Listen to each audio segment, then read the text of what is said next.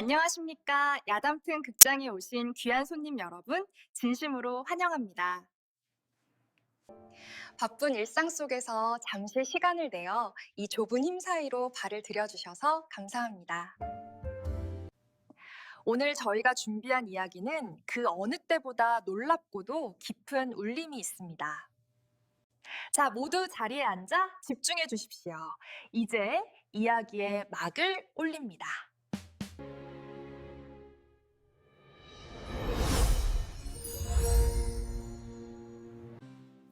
안녕하십니까. 야담튼 극장에 오신 7년 전, 그 날밤은 피로 새빨간 밤이었습니다. 천하에서 손에 꼽히었던 가문이 단 하룻밤 사이로 이 세상에서 사라져버린 것이죠. 남은 것은 아무것도 없었군요. 아니, 하나만 남았습니다. 그 아이의 이름은 운. 멸문당할 때 불꽃 속에서 간신히 탈출하면서 눈의 빛을 잃어버린 몸이었어요. 그날 이후 단 한 번도 눈을 떠본 적이 없는 아이입니다. 7년 사이에 우는 이 시장터의 한 귀엇에서 조용히 살아가고 있었어요. 눈먼 예언자. 사람들은 그를 그렇게 불렀습니다. 아이가 한마디 내뱉으면 반드시 맞는 탓에 사람들은 동전 한 푼씩 던져주었어요. 하지만 단 한 번도 이 아이는 자신의 운을 물어보지 않았어요. 왜일까요? 아마도 이미 알고 있었기 때문일 것이죠. 자신의 운명은 결국 팔리는 것이라는 것을. 그때 이 정승이 나타났습니다. 평범해 보이는 차림에도 불구하고 주변의 공기가 달라지는 사람이었어요. 그리고 그가 운의 앞에서 발걸음을 멈췄습니다. 잠시만 바라본 것뿐이었어요. 하지만 그 짧은 시간은 운의 운명을 바꿀 수 있는 순간이었습니다. 아이야. 귀를 기울었군요. 눈은 보지 못하지만 그 남자의 존재는 정확히 느껴졌습니다. 점괘를 팔고 있는가? 운은 고개를 약간 기울었어요. 하나에 한 푼이요. 짧은 답변. 더 이상의 감정은 없었습니다. 이정승은 잠시 생각했어요. 아무 질문도 하지 않았습니다. 대신 품속에서 동전 한 개를 꺼내 아이의 손 위에 놓았어요. 그 다음 말이 모든 것을 바꿈는 말이었습니다. 같이 가자. 한 푼. 겨우 한 푼입니다. 그리고 그 한 푼에 이 아이의 7년간의 생활이 끝나는 것이었어요. 아무도 놀라지 않았습니다. 그리고 운은 걸었습니다. 한 푼의 값으로 새로운 집에 발을 들이게 된 것이죠. 집은 작지만 깔끔했어요. 깨끗한 바람, 잘 정돈된 공간. 시장터와는 완전히 달라진 공기였습니다. 운의 발이 마당의 흙을 밟았습니다. 그리고 그 순간 아이의 표정이 달라졌어요. 평평한 얼굴 위로 처음으로 무언가가 스쳤습니다. 놀라는 것이 아니었어요. 발바닥을 통해 이 땅의 기운이 아이에게 달려온 것이죠. 그리고 우는 한마디를 내뱉었습니다. 이 집터의 혈맥이 막혔으니 잠깐입니다. 이 집에 들어온 것은 단 몇 초 전이었어요.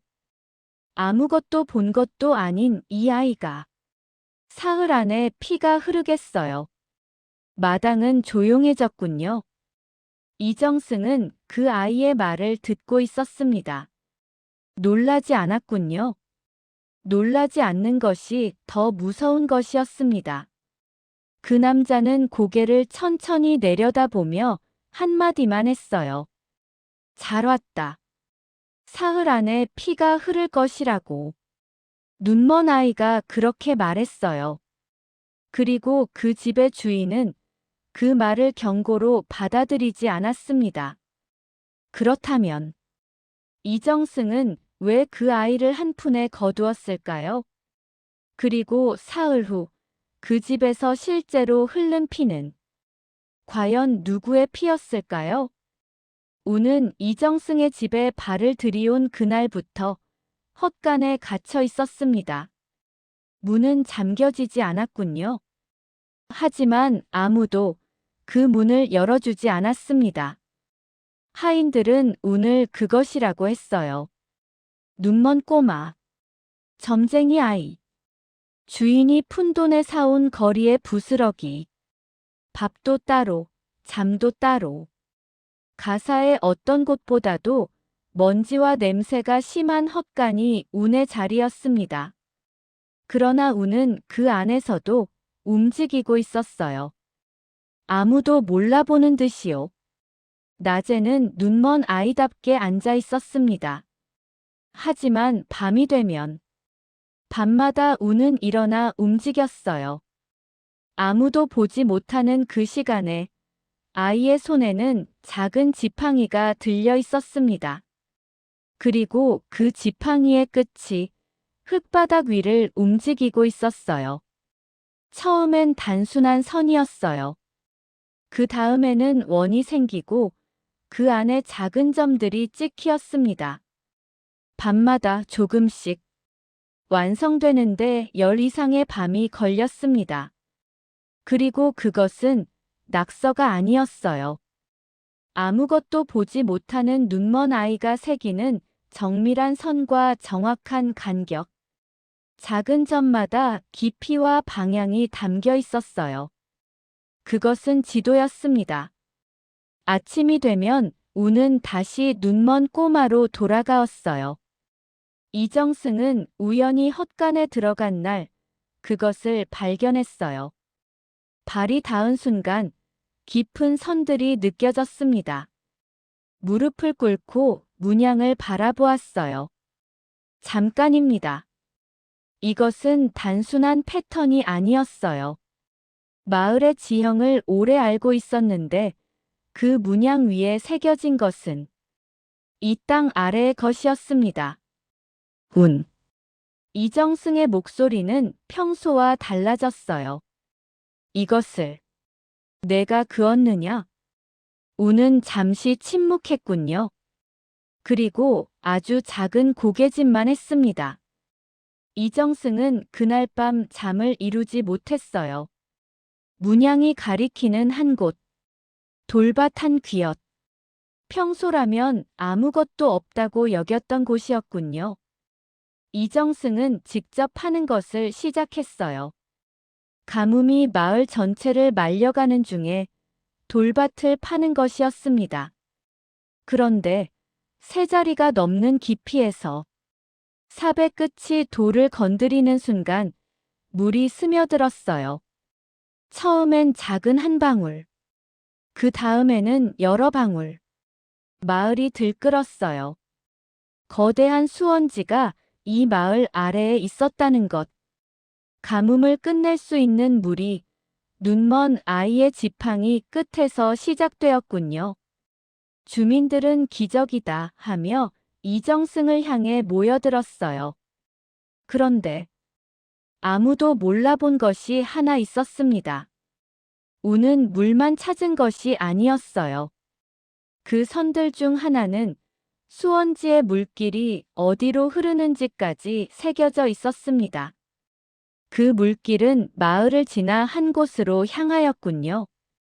김판서의 비밀 창고. 그리고 그 창고의 바닥, 바로 그 아래를 지나가는 것이었습니다. 이정승은 아직 그 사실을 깨닫지 못했어요. 아니, 아직요.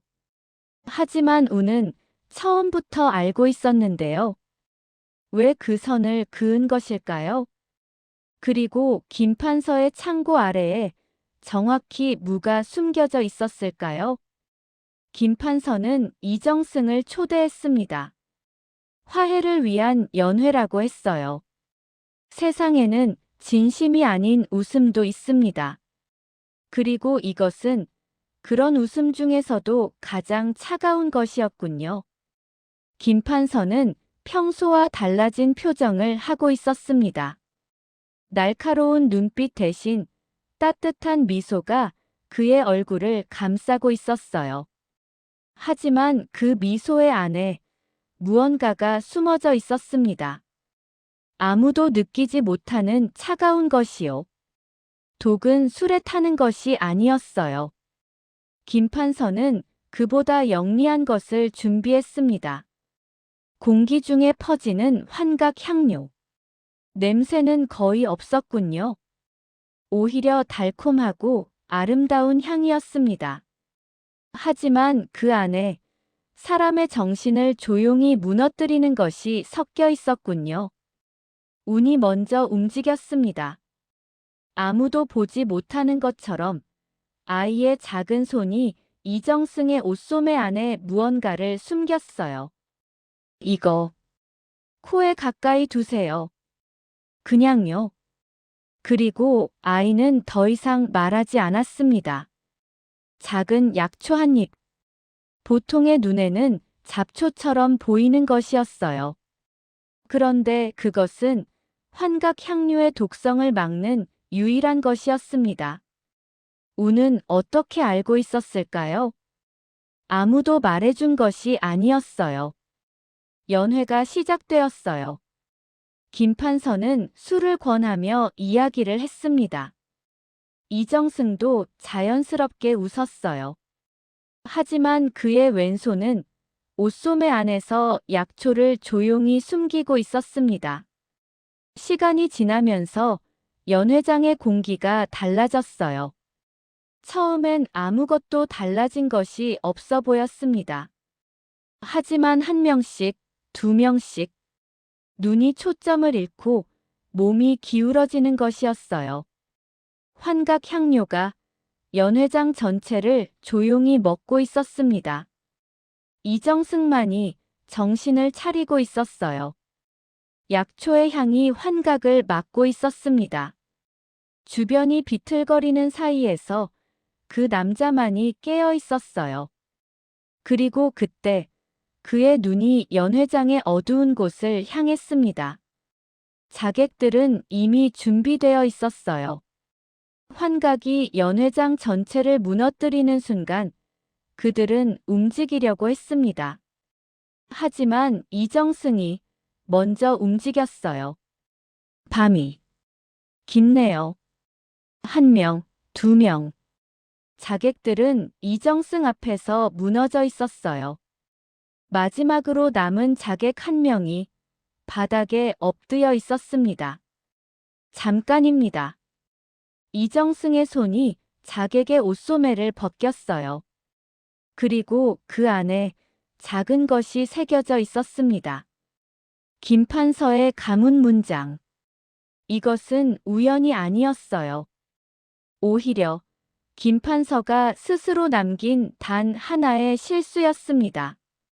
김판서의 칼은 오히려 김판서 자신의 목을 향해 돌아왔어요. 이정승은 그 문장을 손에 들고 있었습니다. 반격의 서막이 이제 시작되었어요. 그런데 그 날 밤의 모든 것이 정말 우연이었을까요? 약초를 숨긴 우는 왜 연회장의 일까지 알고 있었을까요?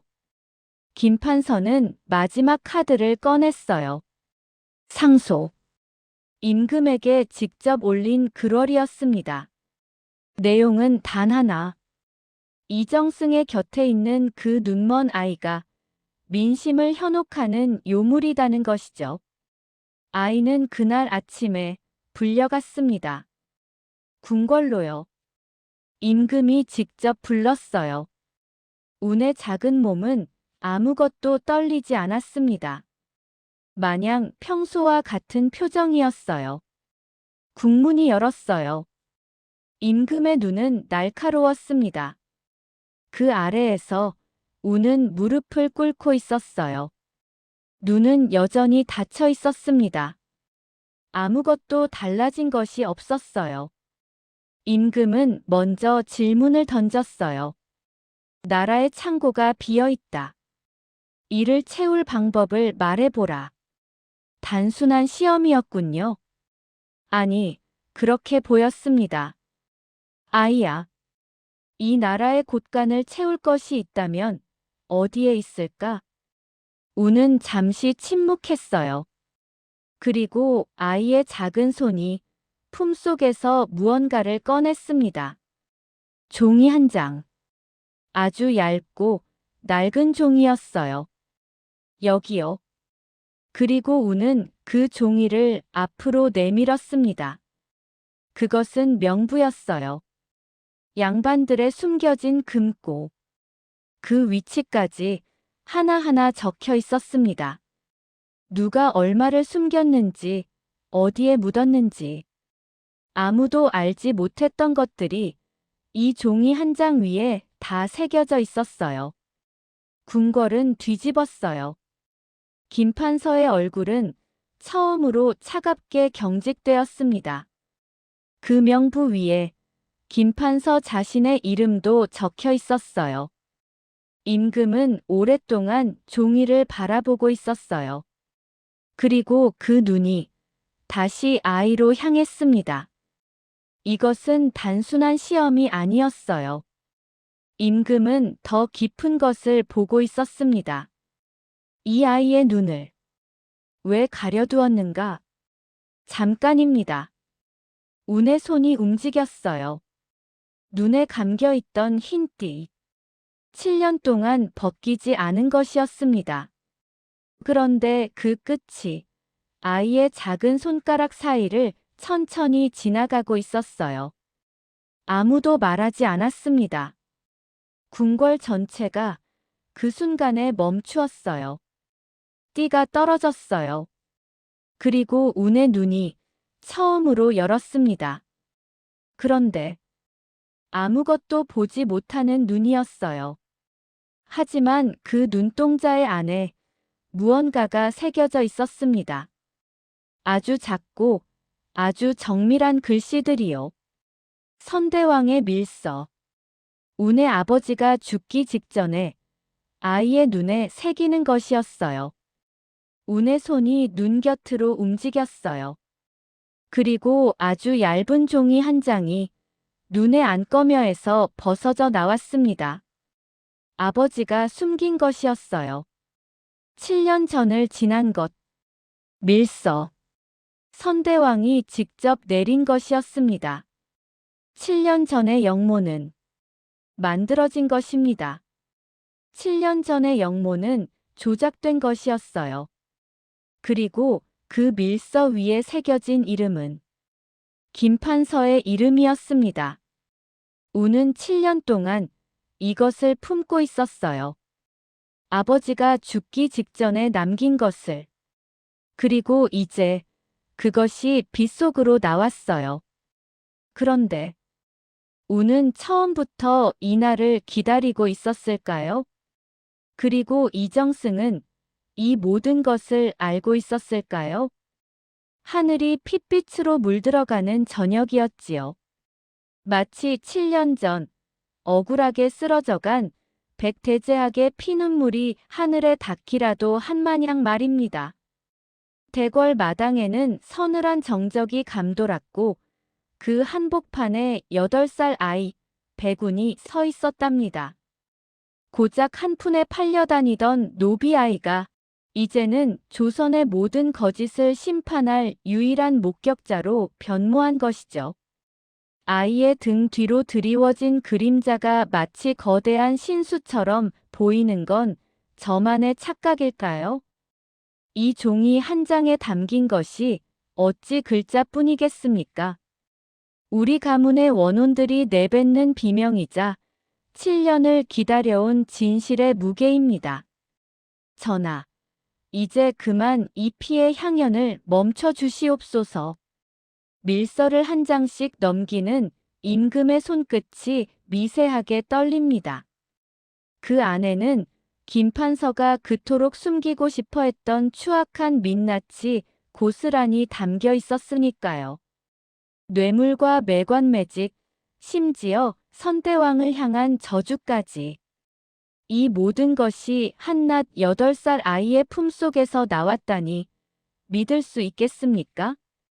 김판서는 이제 벼랑 끝에 몰린 쥐와 다를 바 없는 처지가 된 것이죠. 그의 화려한 관복이 오늘따라 유난히 무거워 보이는군요. 전하, 저 요물이 꾸민 모략입니다. 저 아이의 눈을 보십시오. 사람의 눈이 아닙니다. 귀신에 홀린 요물의 짓이라니까요. 제발 저 혓바닥을 자르소서. 김판서가 비명을 지르듯 외치지만 이미 주사위는 던져졌습니다. 그의 목소리는 텅 빈 대궐 마당에 허무하게 흩어질 뿐이었죠. 진실이라는 날카로운 칼날이 그의 목을 겨누고 있는데 과연 그는 이 피의 심판을 피할 수 있을까요? 아니면 그가 쌓아온 탐욕의 성이 무너지는 소리를 들어야 할까요? 권세라는 건 참으로 덧없는 것이랍니다. 어제까지만 해도 도성을 호령하던 김판서가 이제는 짐승처럼 수레에 갇혀 오물을 뒤집어 쓰고 있으니 말입니다. 백성들의 분노는 둑이 터진 강물 마냥 쏟아져 나왔지요. 7년 전 충신이었던 백대제학을 역적으로 몰아 죽였을 때 그들이 느꼈던 울분이 드디어 터져 나온 것이죠. 이 천하의 죽일 놈아. 우리 대감님이 어찌 돌아가셨는데 내 놈이 사람 가죽을 쓰고 감히 그럴 수 있어. 내 놈의 피로 이 땅의 가뭄을 씻어내도 모자랄 것이다. 저택 구석구석에서 쏟아지는 황금 보따리들을 보십시오. 백성들은 흙을 파먹으며 버틸 때 그는 지하에서 욕망의 탑을 쌓고 있었던 것이죠. 하지만 이제 그 모든 것은 나라의 창고를 채우고 백성들을 살릴 양식이 될 뿐입니다. 김판서의 일당들은 서로 살기 위해 동료의 죄를 밀고 하기 바빴다니 참으로 가련한 인간 군상이 아니겠습니까? 내가 한 게 아니야. 다 김판서가 시킨 일이라고. 난 그저 시키는 대로. 제발 목숨만은 살려주게. 비굴한 울음소리가 도성에 울려 퍼집니다. 하지만 법의 엄중함은 결코 그들을 비켜가지 않았지요. 삼족을 멸한다는 임금의 서슬 퍼런 명령이 떨어졌으니 말입니다. 피의 숙청은 이제 시작일 뿐입니다. 그런데 말입니다. 이 모든 과정을 지켜보는 백운의 눈빛은 왜 이토록 슬퍼 보이는 걸까요? 억울한 누명을 쓰고 잡초만 무성하던 백씨 가문의 저택에 다시 생기가 돕니다. 임금은 직접 백대제학의 명예를 회복시키고 가문의 모든 재산을 돌려주라는 명을 내렸지요. 7년이라는 긴 세월 동안 어둠 속에 갇혀있던 진실이 마침내 햇빛을 보게 된 것입니다. 마을 사람들은 너나 할 것 없이 모여들어 이 경사를 축하했답니다. 아버님, 보고 계십니까? 이제야 집으로 돌아왔습니다. 차가운 땅 속에서도 가슴 졸이셨을 아버님의 넋이 이제는 편히 잠드시길. 한 푼에 팔려갔던 아이가 이제는 조선에서 가장 귀한 신분이 되었으니 이보다 극적인 반전이 또 있을까요? 하지만 백운은 화려한 비단옷보다 헛간에서 입던 거친 삼배옷이 더 익숙한 듯 보입니다. 이 정승은 그런 백운을 대견하면서도 안쓰럽게 바라보았지요. 운아, 이제 고생은 끝났다. 너는 이제 이 나라에서 가장 높고 귀한 자리에 앉게 될 것이야. 그것이 내 아버지가 바라던 바일 게다. 하지만 백운의 표정은 밝지 않았습니다. 가문의 복권은 이루어졌지만 마음속 깊은 곳의 공허함은 채워지지 않은 것이죠. 권력의 중심부로 다가갈수록 아이의 눈에는 알 수 없는 경계심이 서리기 시작합니다. 과연 이 아이는 임금이 제안할 거대한 유혹을 받아들일 수 있을까요? 임금은 백운의 천재성을 곁에 두고 싶어 했습니다. 8살의 나이로 영의정 고문에 임명한다는 조선 역사상 전무후무한 파격 제안을 내놓은 것이죠. 이 자리에 앉기만 하면 조선의 모든 권력이 아이의 손바닥 위에 놓이게 됩니다. 대신들은 부러움과 시기가 섞인 눈으로 이 광경을 지켜보았지요. 백운아, 내 지혜는 하늘이 내린 것이다. 이 나라를 위해, 짐을 위해 내 곁에 남아다오. 내가 원하는 것은 무엇이든 들어줄 것이니. 하지만 백운의 입에서 나온 말은 모두의 예상을 뒤엎는 것이었습니다. 아이는 화려한 관복을 만져보지도 않은 채 낮은 목소리로 대답했지요. 그 목소리는 나이답지 않게 차분하고 서늘했답니다. 전하, 진흙 속에서 피어난 연꽃은 궁궐의 화분에서 살 수 없습니다. 화분 속의 꽃은 아름다울지 모르나 곧 시들고 말 것입니다. 저는 대지 위에 뿌리를 내리고 바람과 함께 살고 싶사옵니다. 권력을 거절하는 8살 아이라니요. 그 자리가 어떤 자리인데 단칼에 거절한단 말입니까? 임금은 허탈한 듯 웃음을 터뜨렸지만 한편으로는 아이의 깊은 뜻을 이해한 듯 고개를 끄덕였습니다. 백운은 이미 알고 있었던 것이죠. 권력의 맛을 보는 순간 자신의 맑은 예언의 눈이 흐려질 것임을 말입니다. 깊은 밤, 백운은 자신을 아들처럼 보살펴준 이 정승 앞에 섰습니다. 그리고는 품속에서 낡은 동전 한 잎을 꺼냈지요. 바로 자신이 시장터에서 팔릴 때 상인의 손에 쥐어졌던, 그리고 이 정승이 기꺼이 내주었던 그 단돈 한 푼이었답니다. 대감님, 이 한 푼이 저를 살렸고 가문을 살렸으며 진실을 깨웠습니다. 이제 이 빚을 돌려드리고 저는 제 길을 가려 합니다. 저를 거두어 주신 은혜, 평생 뼈에 새기겠습니다. 정승은 아이를 붙잡고 싶었지만 그 맑은 눈빛을 보니 더 이상 말을 잇지 못했지요. 백운은 이제 가문의 복수를 마친 아이가 아니라 세상을 향해 나아가는 예언자의 모습이었으니까요. 아이는 정성스럽게 마지막 큰절을 올렸답니다. 잘 가거라, 운아. 아니, 나의 아들아. 내가 어디에 있든 하늘의 별들이 너를 지켜줄 것이야. 아무것도 챙기지 않은 채 아이는 안개 속으로 걸어 들어갔습니다. 비단옷도, 황금도, 권력의 증표도 모두 내려놓은 채 말입니다. 그저 나뭇가지 하나를 손에 쥐고 대지의 흐름을 따라 걷는 그 뒷모습은 마치 신선이 하강했다가 다시 돌아가는 마냥 신비로웠지요. 그렇게 조선의 천재 신동은 역사의 뒤안길로 사라지는 듯 했습니다. 세월이 흘러도 사람들은 그 아이를 잊지 못했습니다. 나라에 큰 기근이 들거나 홍수가 날 때면 이름 없는 마을의 흙바닥에 정교한 수로 지도가 그려져 있곤 했으니까요. 전염병이 창궐할 때면 약초의 위치가 적힌 종이가 관가 앞에 놓여 있었답니다. 사람들은 입을 모아 말했지요. 백색의 예언자가 다녀갔다고 말입니다. 보시오. 여기 물길이 그려져 있소. 어제까지만 해도 없었는데. 분명 그분이 오셨던 게야.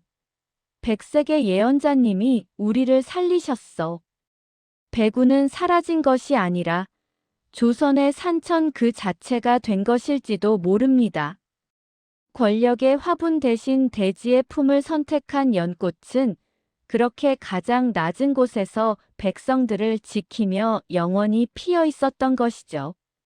그의 이름은 기록에서 사라졌지만 백성들의 가슴 속에서는 전설이 되어 살아 숨쉬게 된 것입니다. 여러분, 혹시 길을 가다 흙바닥에 기괴한 문양이 새겨진 것을 보신 적 있나요? 혹은 절망의 끝에서 누군가 던져준 한 줄기 희망을 경험하셨나요? 그렇다면 의심하지 마십시오. 백색의 예언자는 지금 이 순간에도 우리 곁을 지나가고 있을지 모르니까요. 단돈 한 푼에 팔렸던 아이가 세상을 구한 이 놀라운 이야기, 여러분은 어떻게 보셨나요? 진실은 때로 가장 낮은 곳에서 시작된다는 것. 그것이 백운이 우리에게 남긴 마지막 예언이 아닐까요? 오늘 이야기가 흥미로우셨다면 구독과 좋아요를 눌러주세요. 백운이 남긴 또 다른 비밀스러운 기록을 가장 먼저 전해드리겠습니다.